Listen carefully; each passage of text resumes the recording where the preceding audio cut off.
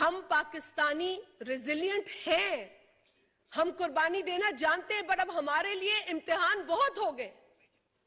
اب ہمیں اپنے فیصلے لینے ہوں گے اور کلیئرٹی کے ساتھ. There can't be a confusion. We can't be dictated who's good and who's bad. Whoever kills our Pakistanis, whoever kills the citizens of this country is a killer. And a killer is a killer. وہ good یا bed میں تقسیم نہیں ہو سکتا. یہ ملک متحمل نہیں ہے انتشار کا. اس ملک کو اتحاد کی, یونٹی کی ضرورت ہے. اس ملک کو اپنے بچوں کو, اپنے ماؤں کو, بہنوں کو, بزرگوں کو اب حفاظت دینے کی ضرورت ہے.